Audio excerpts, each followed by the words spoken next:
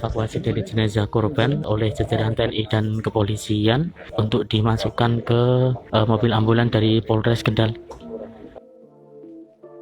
Pelarian Kopda Muslimin berakhir, tersangka kasus penembakan kepada istri sah ditemukan dalam kondisi meninggal di rumah orang tuanya.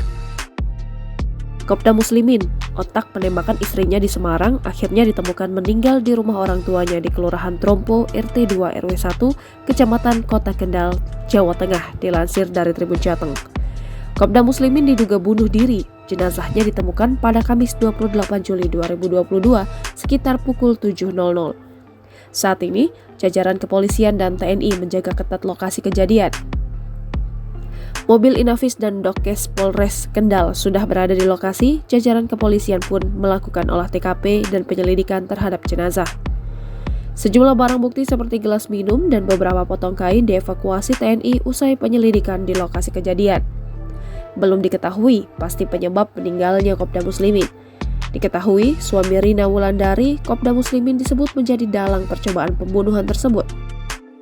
Hal ini terungkap setelah tim gabungan Polda Jawa Tengah dan Kodam 4 Diponegoro menangkap 5 pelaku penembak istri Kopda Muslimin.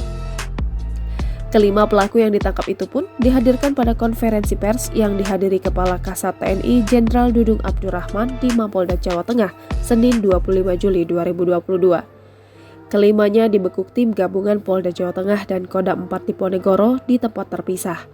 Selain menangkap 5 tersangka, polisi juga menyita barang bukti pistol dan 2 kendaraan berupa motor ninja warna hijau serta Honda Beat Street warna hitam yang digunakan saat mengeksekusi korban. Kapolda Jawa Tengah Irjen Pol Ahmad Lutfi menerangkan motif kelima tersangka tersebut karena memperoleh upah.